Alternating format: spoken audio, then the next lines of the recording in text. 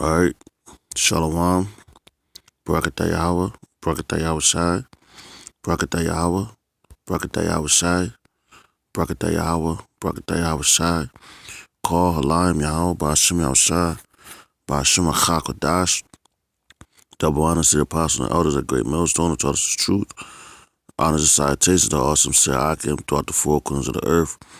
Laboring in honesty, sincerity, charity, and sound doctrine.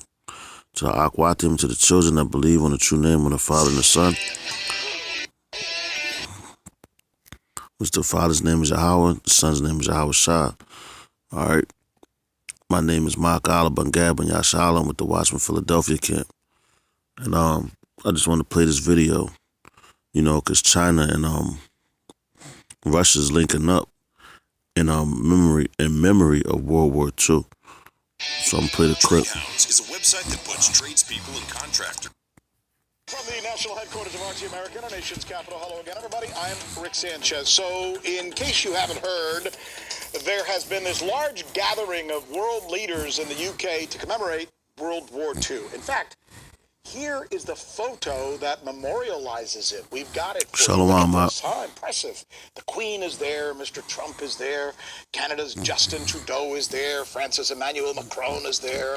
The UK's Theresa May is there. And so are the leaders from Slovakia and Poland and Luxembourg and Norway and Belgium, Czech Republic, Australia, Denmark, Holland, New Zealand.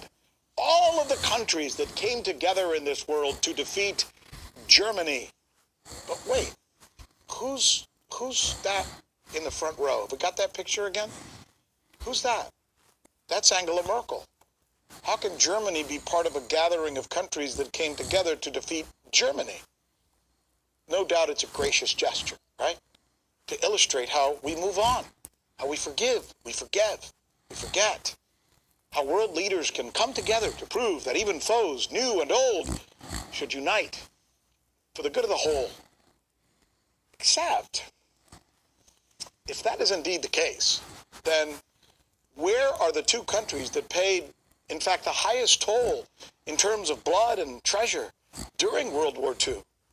27 million Russians were killed during the war. The next closest country in World War II? China, 20 million. That's 47 million deaths between those two countries, which is more than the total of all the other WW2 deaths of every single country in the world combined. I mean 60 countries. Cuba had 100 people die. Looked that up today. I didn't know that.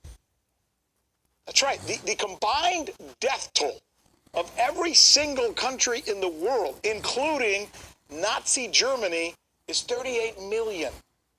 While the number of deaths in Russia and China was 47 million. Did you know that? Yet Russia and China were deliberately excluded from a gathering celebrating the countries that came together and sacrificed during World War II. So what did they do, these two countries?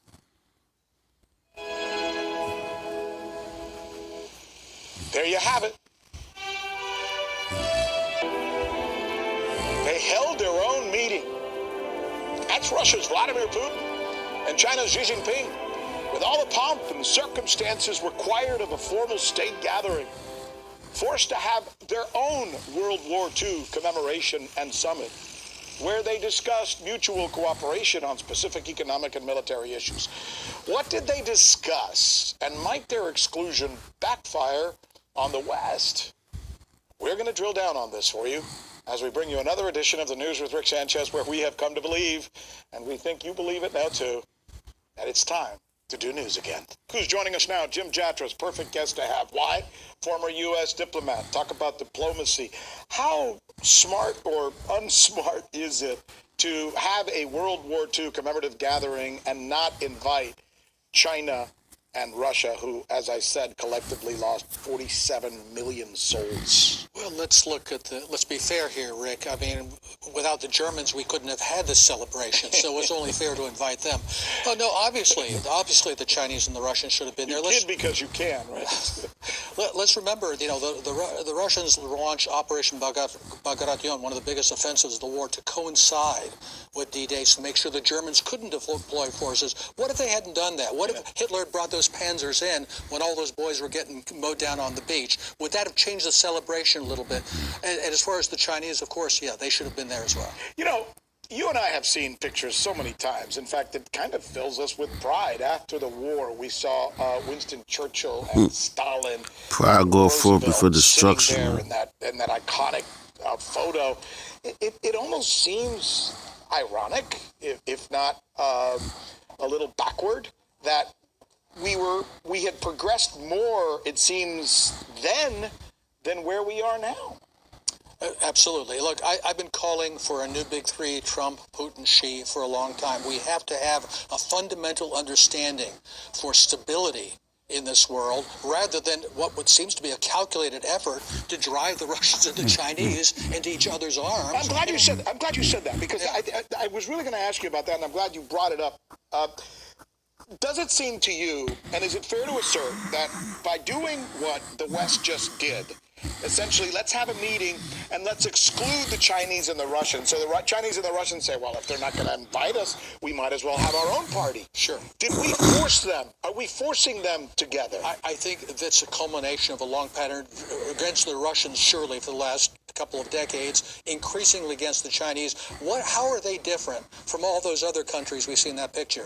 Those countries, they're all satellites. Mm-hmm. They're all countries that are not fully independent and are dependent on us. The Russians and the Chinese. Russia was like that in the 1990s when Yeltsin was president. It's not like that now, and the Chinese will not be like that. So we're not used to dealing with countries that say, no, we want respect, we want our strategic space respected, we want to be treated as equals. Those countries know they're not equals, and they're used to it.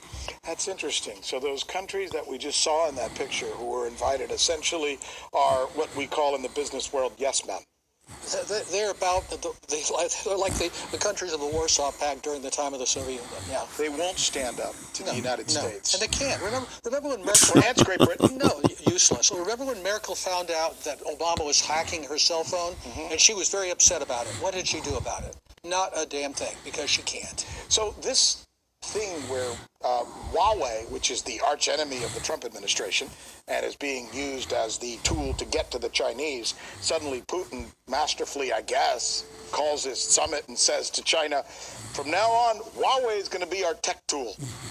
What's the message he's sending to the West and specifically to Mr. Trump and his cadre? I think he's saying that the Russian-Chinese relationship is full spectrum engagement, obviously in IT and tech, on increasingly monetary policy about trying to exclude the dollar from their transactions, energy, everything you can think of, because I think both of them, unfortunately, perceive the United States, as a hostile country that shows no signs of turning around. So it kind of goes both ways, but we're not really doing our part, is what I hear you say. I think we're doing our part to make things worse. Jim Jatras, diplomat, thank you, sir, for your wisdom.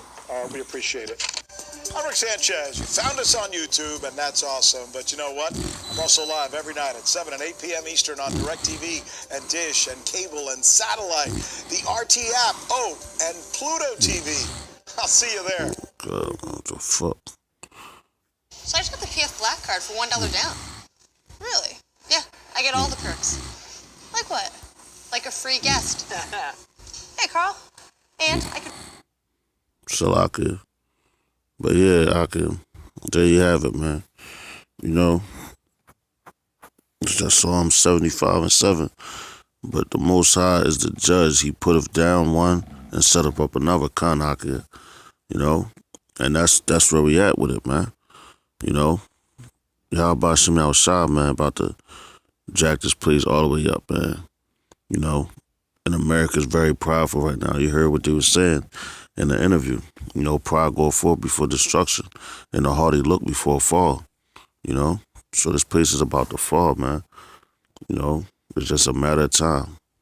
Also, with famine and the word coming, because I've been seeing Akim, you know, post down a lot. I just wanted to play that clip for the Akim. Lord's will was edifying. Which it says the first woe is coming, the second one come quickly. Or the third woe is coming. Roughly paraphrasing. Probably jacked it up. But with that, I want to give all praises to Yahweh, Ba'ashim Al-Shah, Ba'ashim Al-Kakodash, double honors to the apostles and elders, the great millstone, and taught us the truth. Honors and salutations to all sincere Akim throughout the four corners of the earth, laboring in honesty, sincerity, charity, and sound doctrine, and death to America. Shalom.